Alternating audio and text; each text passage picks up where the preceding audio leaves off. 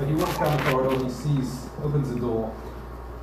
There's thousands of authors, they're chained to their desks, they're sweating and typing away for all eternity. And God, I hope I don't end up there. So he walks down the corridor and he thinks, well, maybe, just maybe I'll make it to author's heaven. Let's take a look, you never know. He opens the door and he gets a surprise. He sees the same thing. There's thousands of authors and they're all chained to their desk and they're writing away and he can't fathom what's going on. So he goes to the desk and he says to the angel, what's going on? I went to author's hell, they're all chained to their desk, they're typing. I went to author's heaven. It's the same thing, they're just chained to their desk and they're typing. And the angel replies, in author's heaven they get published.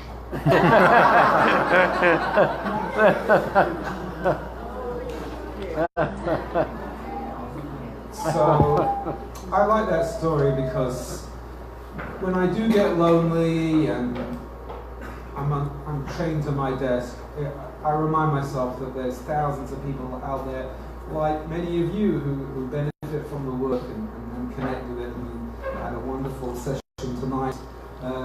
And Rabbi Zushi's taught them all the whole book already. I had nothing left to teach. So well done for that. No, it really is a great pleasure to be here. Besides the fact that it's 31 degrees in Brooklyn, and I wake up and see the mountains, which is such a beautiful place where you live. I mean, I also wake up and see mountains of garbage in Brooklyn, but not the same.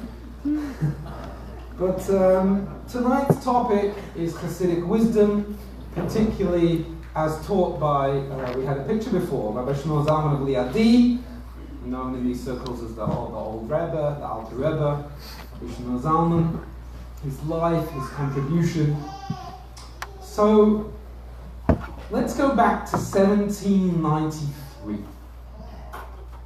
1793, Rabbi Shmuel Zalman pens a letter, and he says as follows, I quote, I hate my life.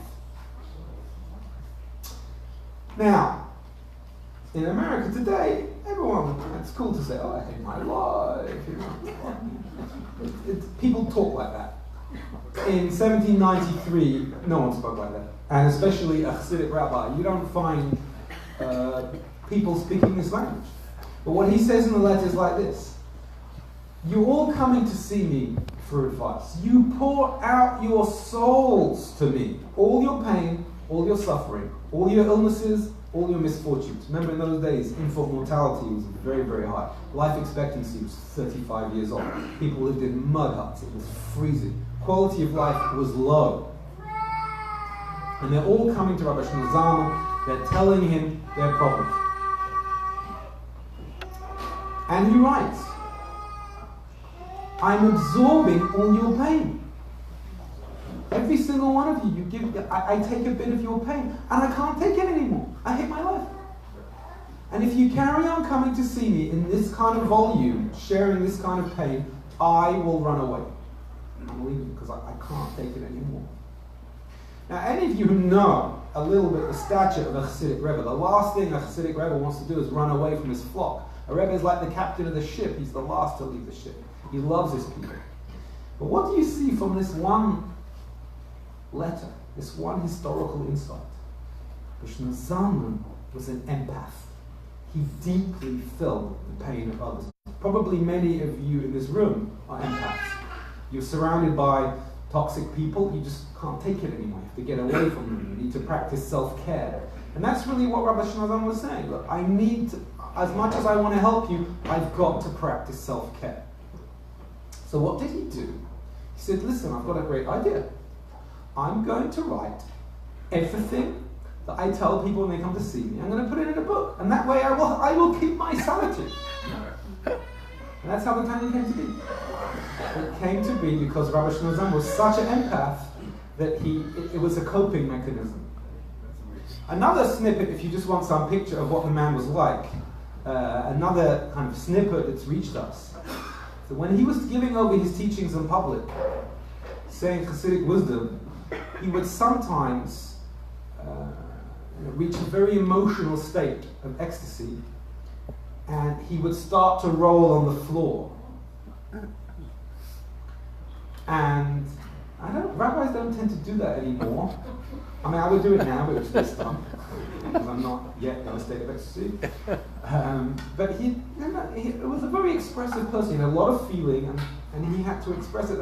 The funny thing about what's reached us about him rolling on the floor is when he was giving his speech, he would carry on giving the speech when he was on the floor.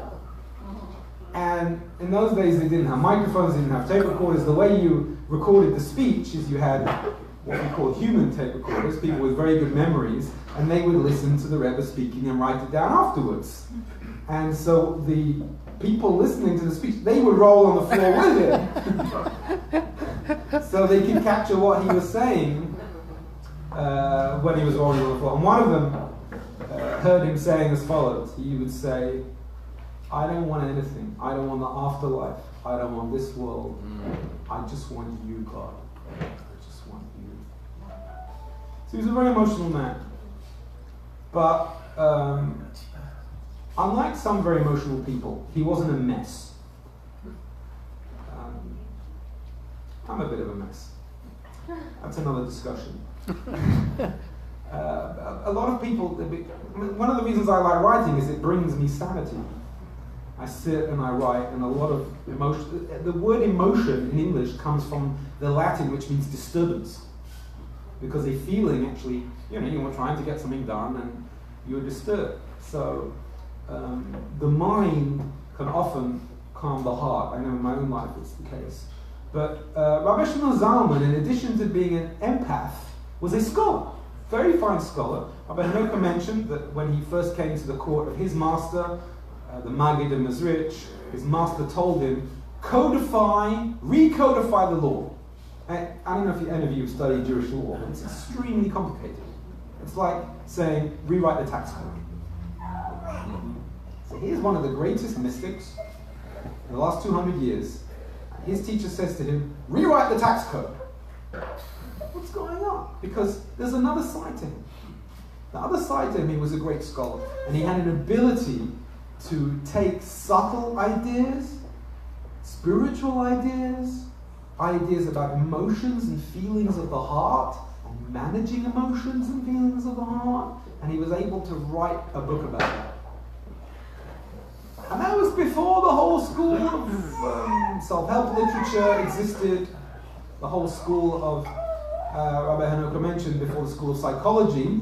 We actually have Carl Jung on record on his 80th birthday interview in Switzerland. You could Google it right now if you want. If you don't, I didn't believe it when I first heard it. I had to Google it and confirm it. He said on his 80th birthday interview, and I quote, everything that I have taught was anticipated by a great rabbi, and his name was the Maggid of Mezrich, which is the master of Rabbi Shlomo Zalman. So you have here the beginnings of how to manage the inner turbulence of human life emerging as a wisdom on earth. That was what was happening at the court of the Maggid of Mezrich, in the persona of Rabbi Shlomo Zalman Liadi. So he writes the book.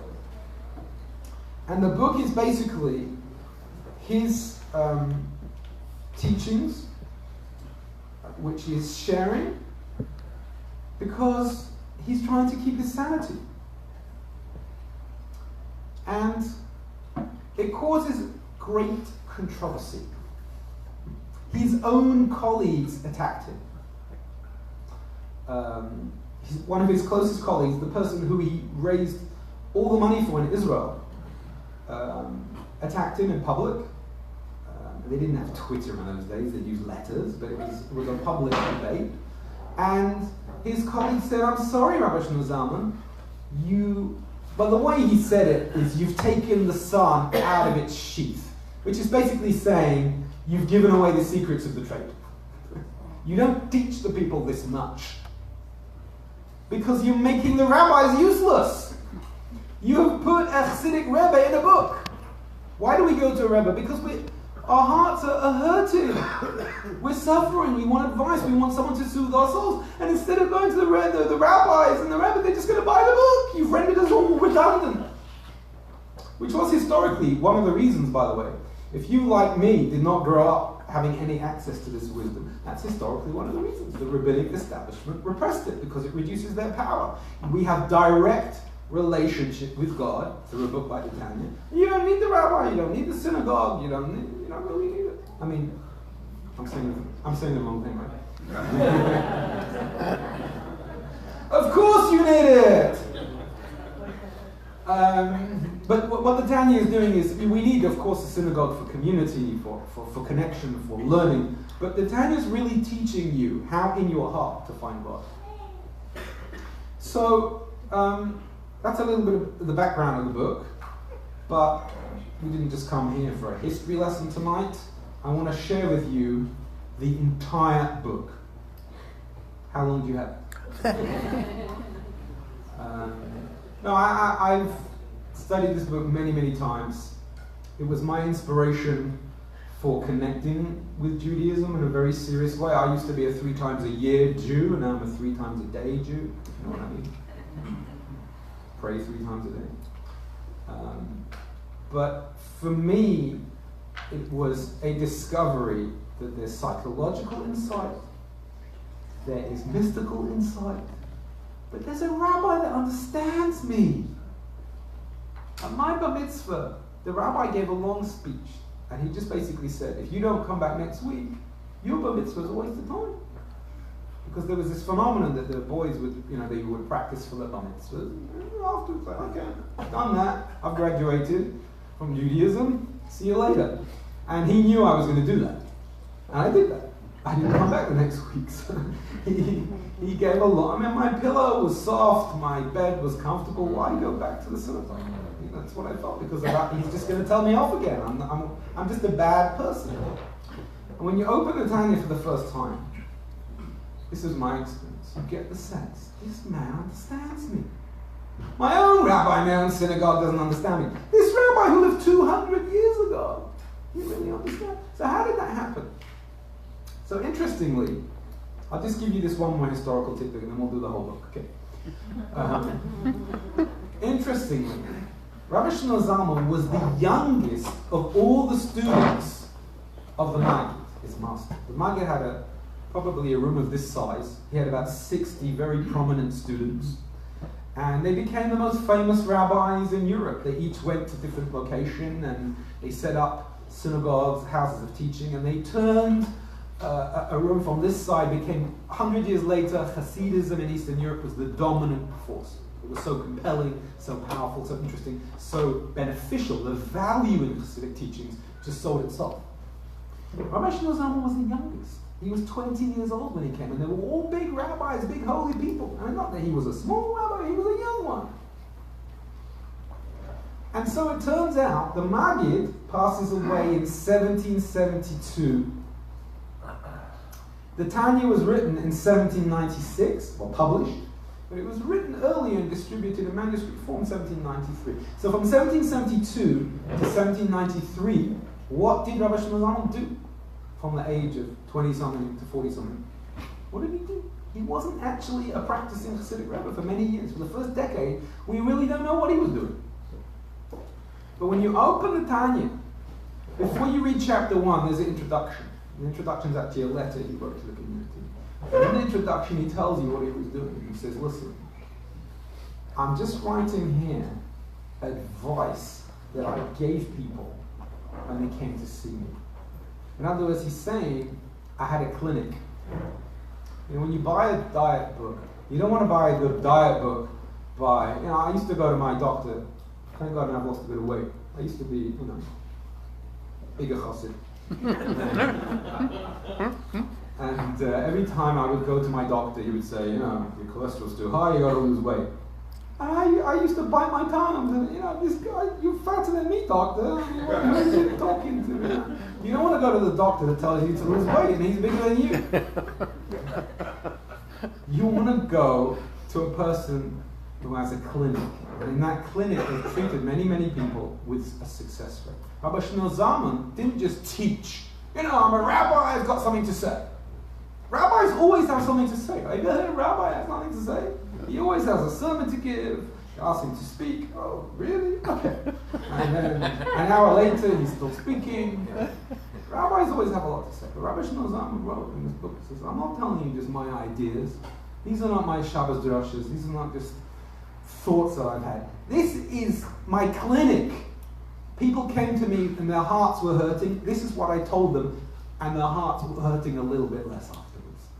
And if their hearts weren't hurting a little bit less afterwards, I didn't put it in the book. It's all tried and tested. And that is why I think he made a major breakthrough in human psychology. Because he didn't just receive tremendous wisdom from very elevated teachers, but he practiced it in the clinic. He connected with ordinary people.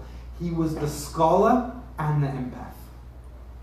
So he acted as the channel. Through his scholarship, he was able to receive great insight. But through his empathy, he was able to write a book that really connected with ordinary people like you and me. And he called it the Book of the Ordinary. I actually translated it as the Book of the In-Betweener, because I wanted it to sound more like a Harry Potter book. Something more charming. No, but the In-Betweener captures some of the theme of it, but maybe we'll talk about that later. But it's the book for real people, ordinary people, not for big holy rabbis. So that's a little bit about the author, his history, where he was receiving this wisdom from, how he adapted it, and why the book became a success. Now let's delve into the book. Would you like to hear what the Tanya says? Central themes. In just a few minutes, I'll try and sum it up for you.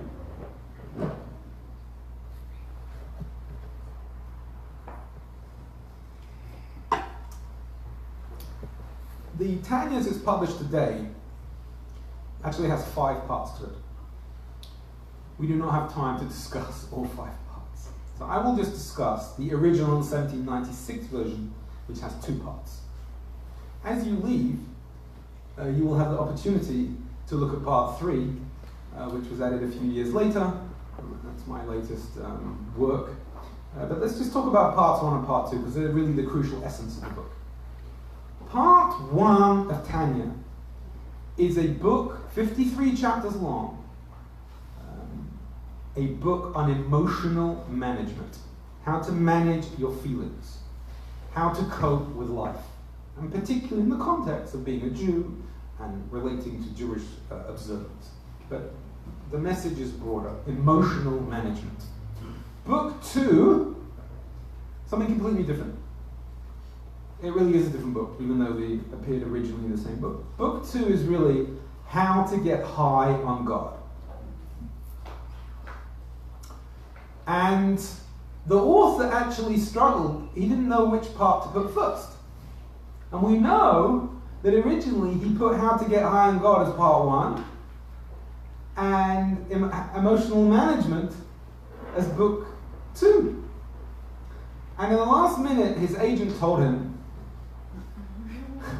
this book will not sell.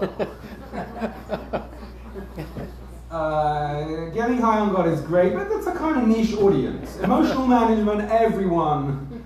I mean, obviously I'm joking, he didn't have an agent, but there was a process going on in his head. And out of this kind of as an empath, he's like, well, we've got to help people with their problems first before they're willing to maybe connect with something high. So he switched the order at the last minute, and he put emotional management first and getting high on God second. So we'll follow his order. Emotional management, 53 chapters, obviously impossible to deal in full this evening. If you want to partake in it more seriously, go to Rabbi Zushi's class, which is every week. You can jump in at chapter 33, where he's holding now. You don't have to do it in order. It's clusters of wisdom and really great stuff. But just to give you a taste of what's going on. How do you manage emotions according to the Tanya? So, Rabbi Shlomo Zalman said, in the human experience, we have basically 5 types of experience. Okay, I like to do this walking around, but I don't think this is going to... Can I get this out?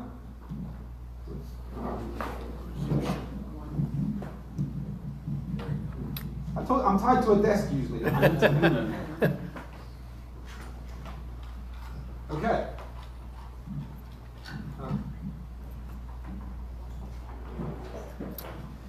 So let's start. Let's start over here.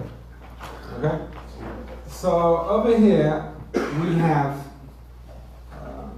the kind of most external part of human experience, which is action, what you do. Okay? And the question that I want to ask you on each of these 5 different levels of experiences is this you? Or is it not you? Are your actions you? Anyone? Are your actions you? In other words, if I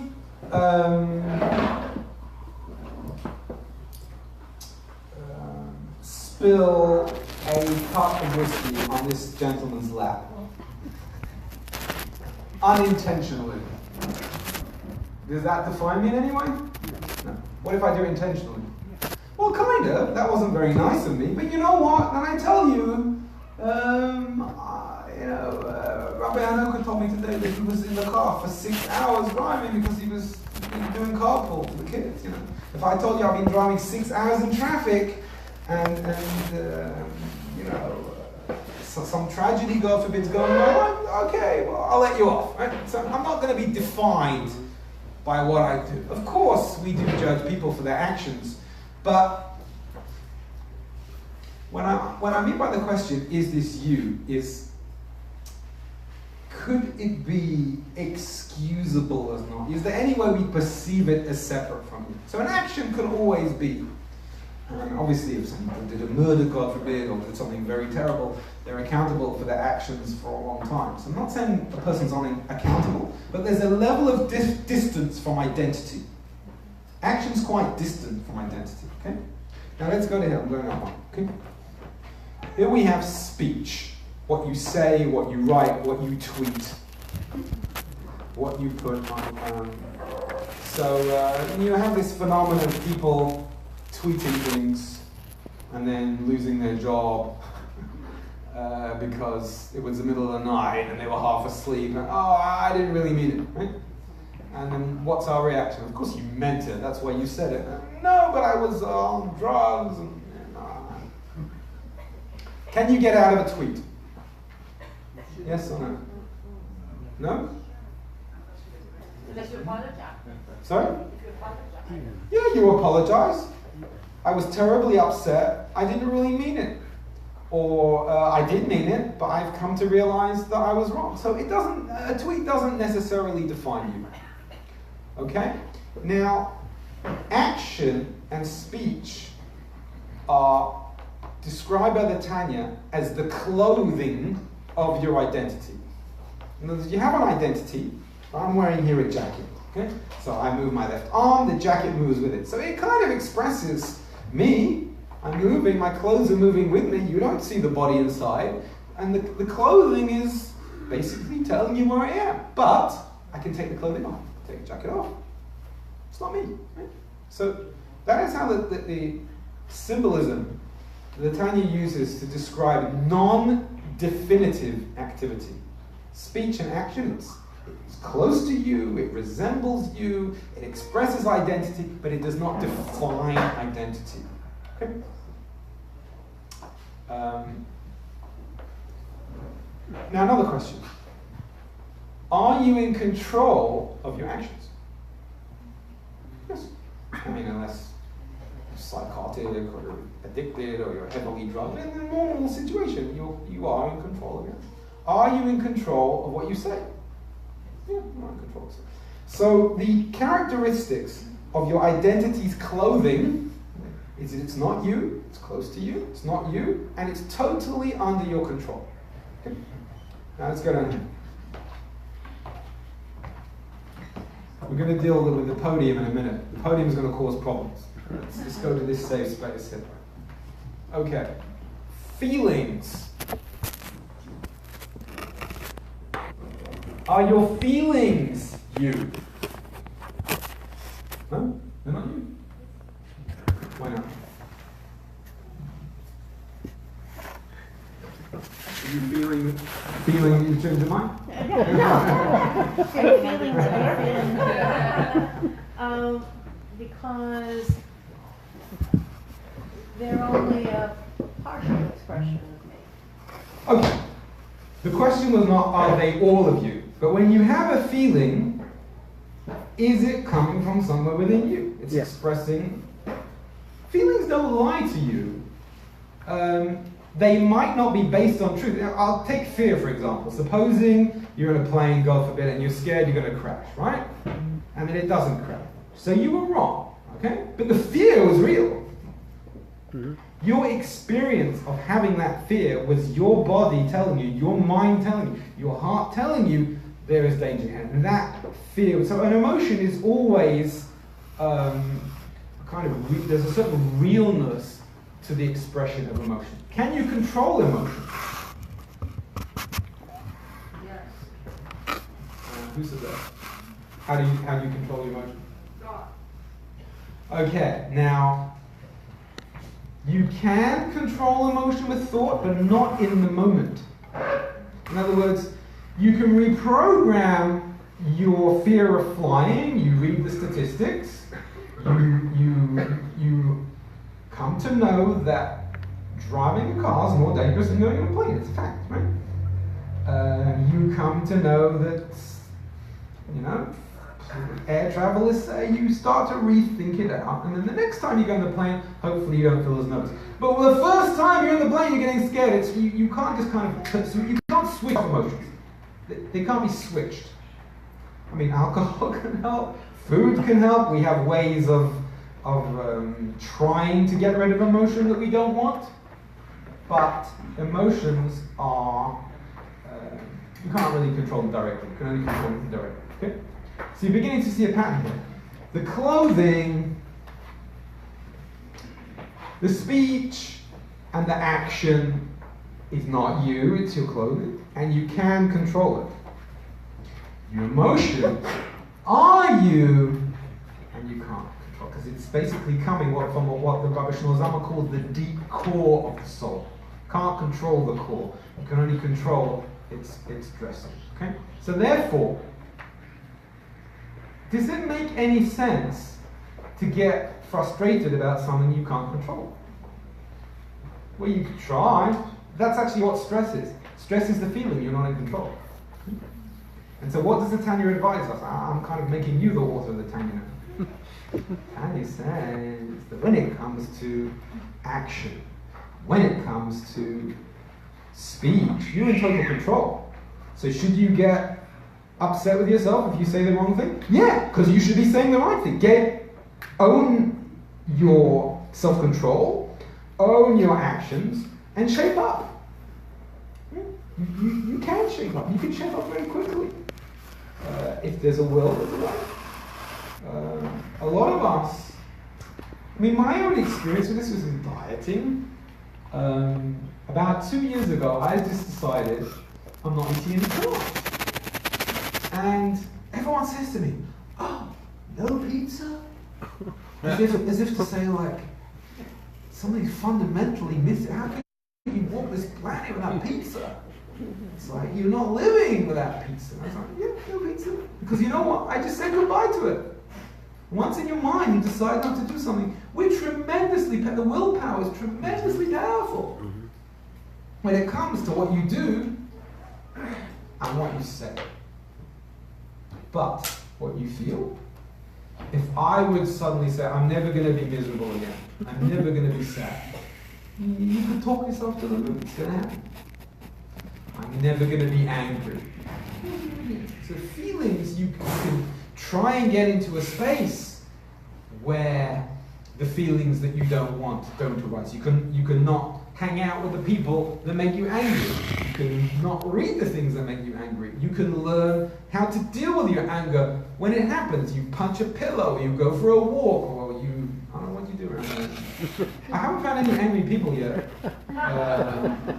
Since I've been in California, in New York, people honk you all the time.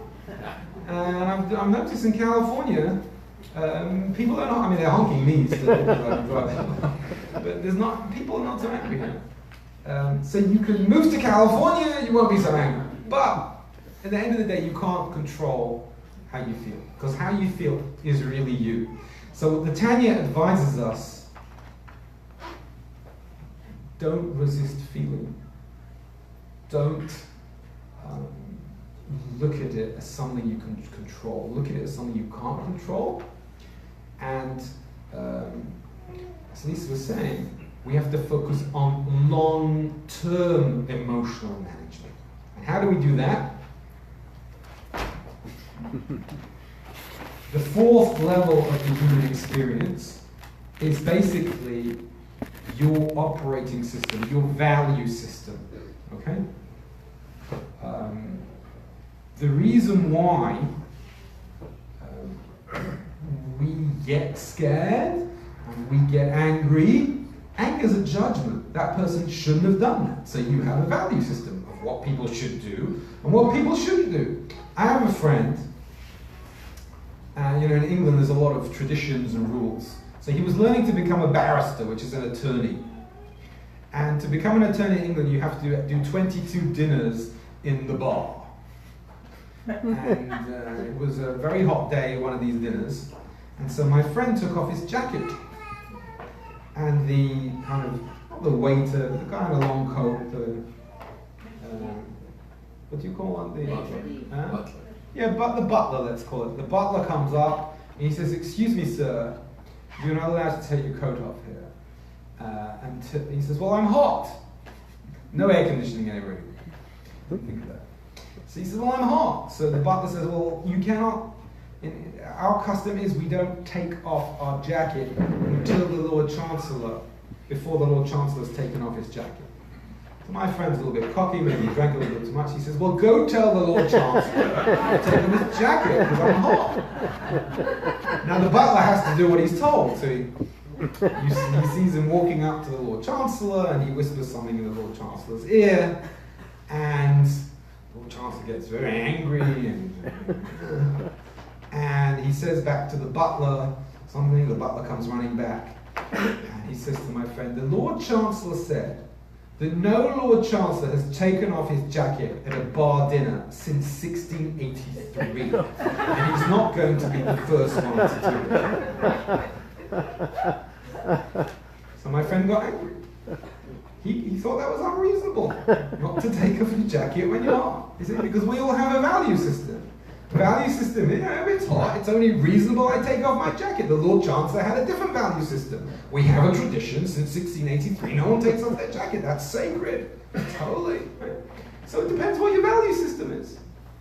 All anger is a judgment. All judgment is a violation of some value system that you have.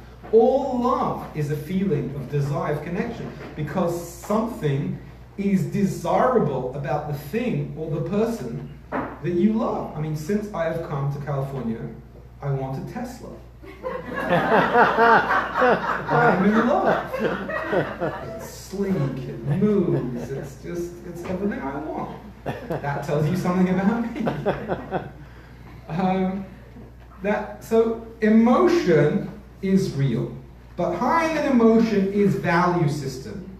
Your value system, you can change your values. You might not want fame, money. Perhaps you'll actually, as we get a little bit older and a little bit wiser, we value more friendship, community, maybe even religion, connection to God, a mitzvah. We can learn to appreciate things. Of course, everyone likes fast cars and beautiful people on the beach, but we can learn to, maybe there's something more meaningful. And as our values change, we're seeking perhaps making more mature decisions and more informed decisions. And we actually want that stuff. We want to hear wisdom. We want to heal. We want insight. These are more mature things than wanting the Tesla. Well, I wouldn't mind that as well. Okay, so that's value system. I mean, I'm never going to get a Tesla because I can't afford it. But thank God I have 7 children. So that's a kind of value decision. I'd rather bring people into the world and give love to other human beings and try and nourish them than have the Tesla. Maybe I'll get both. Anyway, so these are the 2 top parts of the experience. There's value system, which ultimately achieves emotion. So what Rabbi Shmuel Zalman says, if you want to change your emotions, you've got to change your value system. And he calls this the long, short way. And what that means is like this. Basically, a story in the Talmud. This guy's trying to get into the city, and he sees a kid. He says, how do I get in? He says, do you want the short long way or the long short way? What are you talking about? He says, okay, I'll take the short long way. So he says, well, I'll go to that gate over there. So he goes to the gate. It's a very short distance to the gate, and the gate's locked. So he comes back to the kid. He says, it's locked. He says, well, I told you it was the short long way. It's short to get there because it's shut. It takes a lot longer to find the right way. So you'd rather the long short way. What's the long short way? It takes longer, but it works. Right? So what's the short long way for us? We're getting frustrated, eat. We're getting frustrated, watch TV, right? But what happens as soon as you finish the show? You haven't really changed. The long short way, reprogram your value system so you don't get frustrated in the first place. In other words, the things that are stressing you out, things that you can't control, let go. Things that you can control, learn to master them, and you'll be a more healthy human being. That's a very important part of Rabbi Shlomo Zalman's psychology. Learn to know what you can change and what you can't. You can always master your action. You can always master your speech. You cannot immediately change your emotions. You have to accept them. But in the long term, through deeper work and changing your value system, you can become a new person and learn to love more spiritual things more than physical things. Now in the middle, we have a real problem. Right here. There's a middle experience which is very hard to tell if it goes on this side or if it goes on that side. And just to remind you, on this side we have garments of the sort of clothing of your identity, things that are changeable and controllable, but they're not you. Okay? On this side we have experiences which are not changeable easily, they're not controllable, but they really are you, they're part of your identity. And there's an experience in the middle, and it's not clear. Is it clothing, or is it real identity? And the thing in the middle is what we do all day, thought. Mm-hmm. So let me ask you, where do thoughts belong? Do they go on this side? Are they changeable? Are they just clothing of your identity, outwards expressions that don't define you? Or are your thoughts really you? What you're thinking, that's you. Okay, let's have a shout. We're not going to do this with hands, we're going to do this with noise. Who thinks that thought belongs on this side, that it's changeable and it's not really you? Okay, hands. Okay, quite a few hands. Who thinks that thoughts really are an expression of who you are? Or identity expressions? Okay, so you see, it's complicated. It's not an easy one, right? We have a split of hands. So, let me tell you what the Tanya says. Tanya says like this. Your thoughts can lie to you. Your emotions never lie to you. If you're scared of that plane, you really are scared. That's an expression of who you are. You're a person who's scared of the plane. Okay? You can think something that is complete nonsense. Our thoughts are like monkey mind. They're just chattering on. I mean, we're talking about being in the shower. I'm in the shower. Oh my God, I got up too late. Why am I getting up so late?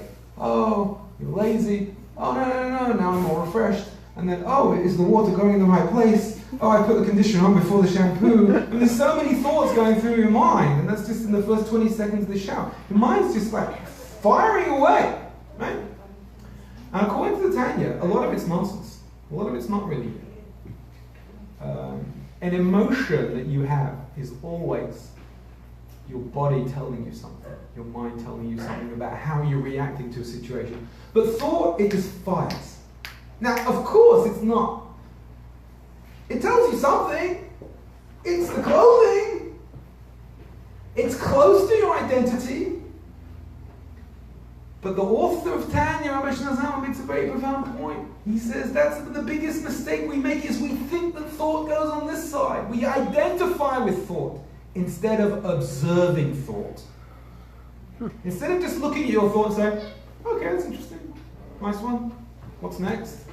like a show on Broadway or just thought firing away. Learn to watch your thought, but never identify with your thought. And that it's a very important key not to get depressed. Because a lot of people were coming to Rabbi Shlomo and they were saying, I'm having all these bad thoughts, especially if you're trying to be very pious and you're putting on tefillin and you're wearing your talis and you're in the synagogue, and it's like, and then you think, I wish that guy would drop dead. What did I just think? It's like, come on, he's so annoying. And we beat ourselves up over our thoughts. And in one of the most profound teachings of the Tanya, he says, no, learn to look at thought as something which is just clothing. It's just firing away. And you don't like the thought, think something else, but never identify with it. Now, it's not like action where you actually have full control, because you can't control what pops into your head. But what you can do is divert your attention to something else. So you don't like a thought, don't worry about it. Thought can lie. It's not necessarily who you really are. So never worry that you thought something bad. Don't do the bad. Don't talk the bad. But just learn to watch your thoughts. So that, in a nutshell, is the framework around what the Tanya is based. And using that, we can do a lot of emotional management. We never worry about, can we control our actions? Yes, we can control our actions. Yes, we can control what we say. Our thoughts don't matter if they're a bad thought. You just think about something else, never identify with it. Emotions are always real, and then value system is where we should be focusing on. Through meditative work, through study, through spiritual work. If we do change the value system, we're going to be flooding our consciousness downward with wholesome thinking patterns, wholesome behavior patterns. Okay? So that's basically, in a nutshell, Rabbi Shlomo Zalman's guidelines for emotional management. Now, I haven't left a huge amount of time for book 2. Fortunately, book 2 is a lot shorter, but it's a lot harder. Would you like to hear about getting high on God? Yeah. Okay. So let's get high on God in 5 or 10 minutes. The whole of Kabbalah, Hasidism is a movement of Kabbalah, really has come to make us feel connected to God. Because there was a man called Moses Maimonides, who I'm sure you've heard of, and his mission, no, that wasn't his intention, but what turned out to be his legacy, was making humans and Jews distant from God. Why? Let me tell you why. Maimonides said like this: what can you say about God? Is God kind? Who thinks God's kind? Yeah, God's kind. Maimonides says, no, he's not. Because when you think kind, you think your mother, you think the rabbi, you think of a human being. And therefore you're attributing human quality to God, you're attributing finite qualities to the infinite. You can't say he's kind. Is God wise? No, says Maimonides. When you think wisdom, you think human wisdom. Don't corrupt God with your idea of wisdom. There's actually nothing you can say about him. That's what Maimonides says. You could say he's not stupid, but that doesn't tell you much. You can only say what he's not. So the legacy of Maimonides is that God's doing great. God's doing fantastic. We didn't malign him in any way. But we're doing terribly. There's nothing we can say about him. There's nothing we can feel about him. Our relationship with him is finished because we've been prohibited to say anything about God. So Kabbalah really came to redress that balance and say, you know what? Let's reclaim that relationship with God. And the Kabbalah, which it predated Maimonides, but it only historically emerged after his time, says a completely different situation. That God is love, God is discipline. You can say everything about God. There's a book called the Zohar, which is the basic text of the Kabbalah. It says there everything about God. God is a rose, God is a bird, God is music, God is color.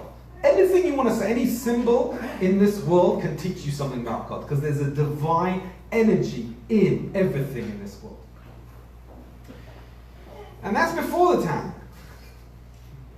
Tanya takes that legacy of deep, you've been to a beautiful garden and felt the presence of God. You've seen a beautiful human being and felt the presence of God. You've listened to beautiful music and felt the presence of God.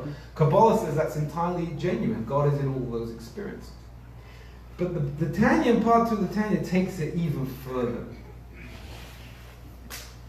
What it says in part 2 is a retelling of the creation story. You see, according to Maimonides, how did God create the world? What did he do? He basically said, let there be a world. What does the world have in common with God? Absolutely nothing. The world is finite. All those words that we're not allowed to say about God, that's all true in the world. And God, you can't mix the two. So divine produced the non-divine, and there's no bridge. According to the Kabbalah, completely different story. According to Rabbi Shnazam, how did God create the world? God becomes the world. The table and chair is actually an energy of God, which you downgrade the frequency a bit, or just bring it down to a slightly different context, and God becomes table. God becomes chair. Everything is God. Alles is God in Yiddish. And so not only can we look at the beautiful rose and it reminds us of God, not only do we see a beautiful face and we feel close to God, we can actually, we're within God. It's like we're in God's belly, so to speak. Our physical, long before Einstein said that E equals mc squared, that matter is energy.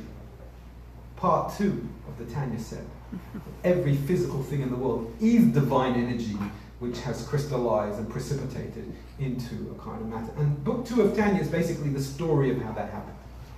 And it's a story that we want to tell in as few chapters as possible, because the more chapters, the more distance you're creating between God, God's energy, and the world. But that's really what part 2 is. Now, how do part 2 and part 1 go together?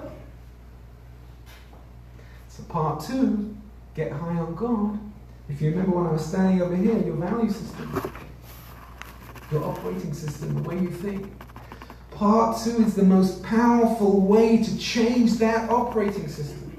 When you start to meditate on some of the ideas in part 2, the table is a divine energy, the chair is a divine energy, our bodies are divine energy. We feel very, very close to God. And when that starts filtering through our personality, we become new people. We become healthy people. We become optimistic people. We become energetic people. We become enlightened people. So basically what he says is, I'll give you part 1, I'll give you the map of the human personality, and then I'm going to give you the most potent source of ideas.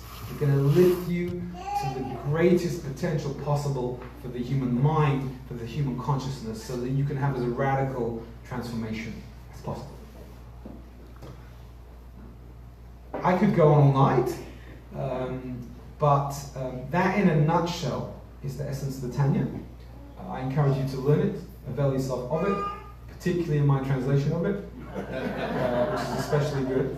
And is available for sale.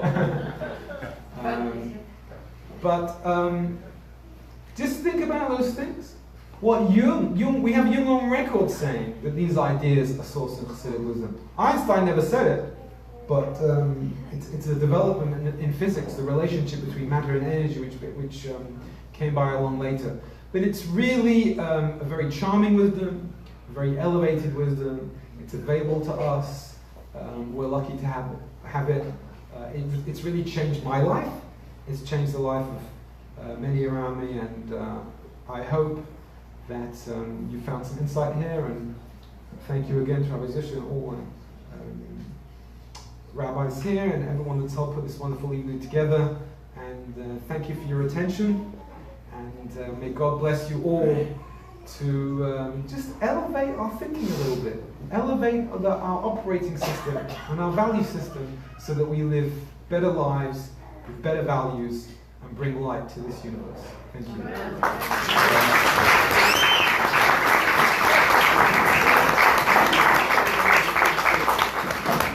Thank you very much, Rabbi Miller. We have a couple moments, as promised, for a little question and answer. Whether it's on something that Rabbi Miller discussed or something you read in one of his books, now you're going to be held accountable for everything. If you have a question, please raise a hand. We'll try to be brief with the questions and with the answers like that. Over the course of 10-15 minutes, we'll get it all, hopefully, out of our systems. Questions, anybody? Joanne. So in the section of the Tanya that we looked at earlier, and you kind of quoted the statement by Hillel, that the Torah, the essence of the Torah is you should love another human being as you love yourself. So does Tanya help you to love yourself? So just to repeat the question, for those that are watching online and anybody in the room that couldn't hear, in the May session which preceded here in the meet and greet with Rabbi Miller, he taught Parak Lamed Beis of Tanya, chapter 32, where he quoted and elaborated on a quote from Talmud where Rabbi Hillel Hazakin says that a person that loving a fellow human being, loving a fellow Jew, is the essence of the entire Torah. And her question is, does the Tanya also help with regards to loving yourself? That's a great question. I think what it teaches us is that we're not alone, and therefore never look at self as isolated from everyone else. So it's not about do I love myself or do I love the other person. That's not what I asked. Okay. I asked because the commandment is to love another as you love yourself. Yes. But you can't love yourself first. Yes. I mean, what if you don't love yourself? So how are you going to love? You don't want to love another person the way you just don't. Love The way you yourself. dislike yourself. Yeah. In other parts of the Tanya we have discussions of self-worth and the attitude toward the self. That particular chapter is talking about the relationship with the other. But yeah, the Hasidic value is very much focused on the immense worth of self as an individual, and that comes from spiritual outlook rather than the purely physical. Thank you. Esther. First, thank you very much. I really enjoyed the presentation. With regard to what you said when you were on your left side, that things like what you say or actions do not necessarily define you or show who you are. What about repetitiveness? Like, of course, when you have a bad day and you say something and you say, oh, I'm so sorry, I don't mean it. But if you do things like that, like not good things all the time, and there is a repetitiveness, does that kind of give you a glimpse of how somebody is? Yeah, absolutely, definitely. But a repeated action shows you that you're not behaving like a good person. But you can change. So let's supposing today you say, okay, I'm not going to do that negative action again, and you repeatedly don't do it. So no one's going to say that old action of the past defines you since you've got out of it again. So basically, action, of course, defines you. Our actions we're responsible for. The question is how closely they define you, to the extent that you can realign yourself with a new set of values, a new set of actions, and those actions aren't yours anymore. That's really what teshuvah is, repentance, which is the third book of Tanya. And the Talmud says that when you do teshuvah, you're in person because you completely disassociated yourself from those actions. Yeah, and of course I also mean it in a positive way, like if you do good things and good actions, that defines the person. Yeah. I'm using a very strict term of the word definition, as in completely and utterly defines the point that you can never disassociate yourself from, rather than it's kind of generally. In other words, it's your clothing you're wearing, but it's not actually you. So that's also where do you doing mitzvot in this spectrum?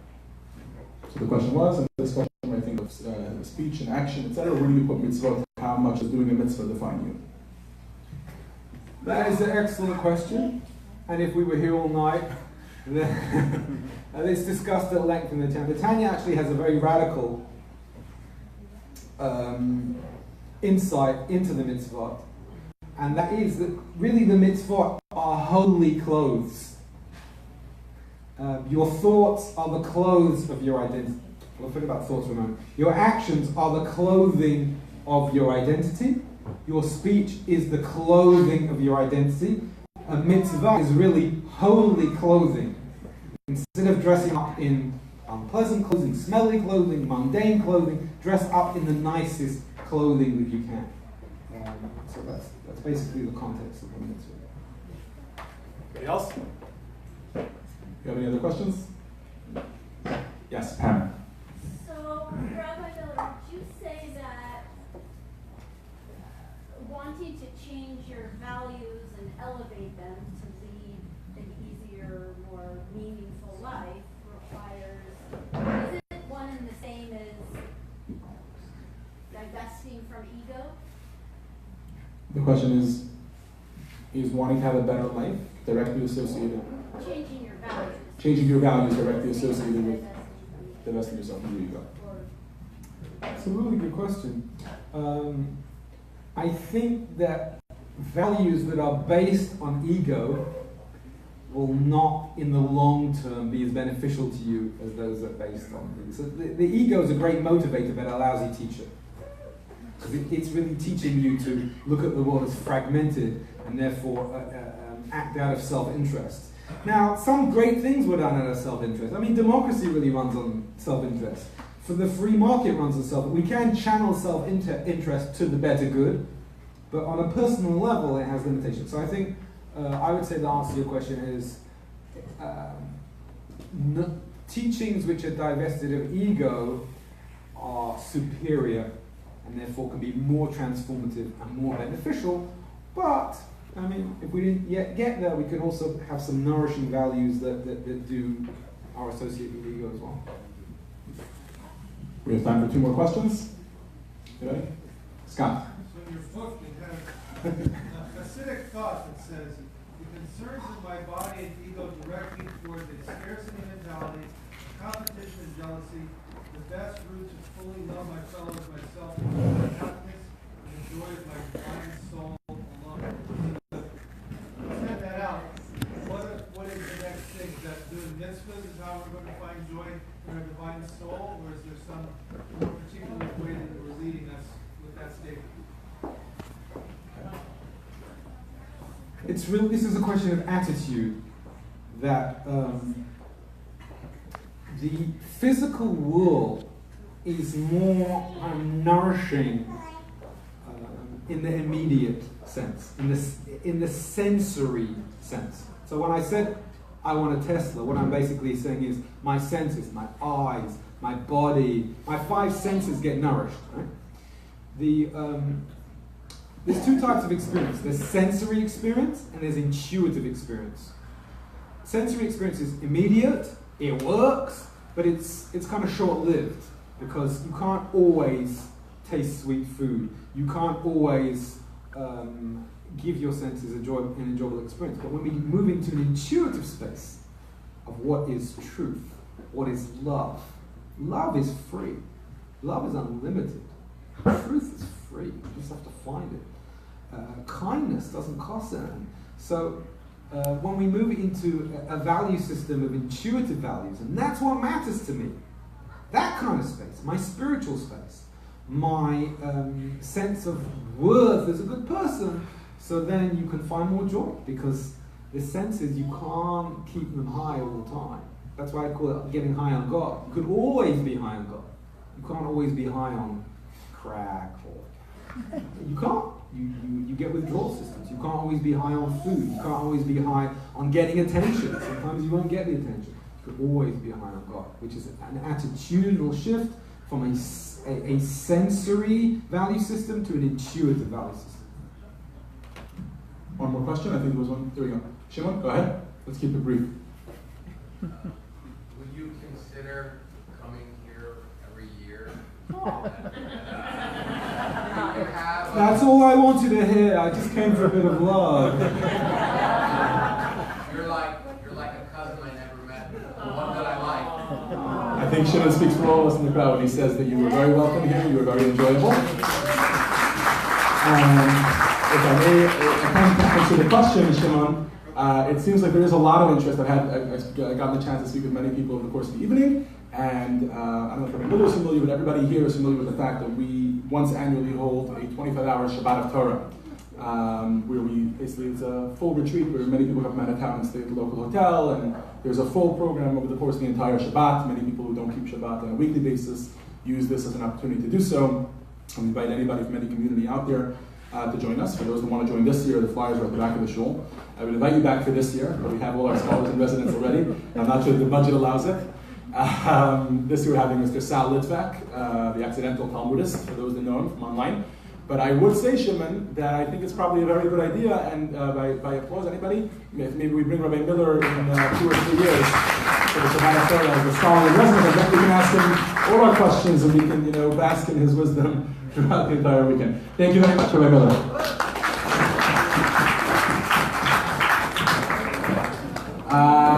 Thank you very much to all of you for joining us. A couple of quick announcements before we call the evening to a close. Number one is that after the evening is called to a close, there are books of Rabbi Miller's available for sale. I don't know the exact prices. Are we just making them up? Or so Shava is here to assist you, and she'll take care of the payments, etc., and help you with that. So if you can help with the prices, that's number one. Number two is, if you enjoyed tonight's program, like we mentioned, there's the Shabbaton coming up, and over the course of Hanukkah, first of all, tomorrow night we have our Demystify Hanukkah class, where we will talk about Hanukkah both from a historical perspective, a Kabbalistic perspective, and a halachic perspective. And then we have our Shabbaton, which is coming up on January 11th, the 25-hour Shabbat of Torah. If you have not registered for that, I highly encourage you to do so. Today is November 28th, which means that there are about 14 days left until the early bird registration closes, which will add an extra 10% off of your order. A couple of other things that are coming up. Hanukkah, we have a couple of events going on over the course of Hanukkah. One of them is Sunday afternoon, 3:30 in front of City Hall. We'll be lighting the Grand City Hall menorah. Then on Thursday we have the Westfield menorah lighting, which is at the Westfield in Santa Anita in Arcadia. And over there we'll be helping together to build a Lego menorah. There'll be lots of Lego crafts for the kids. On Monday, they're lighting the menorah at the Arcadia Transit Plaza, and Rabbi Hanoka, the Paseo? Paseo?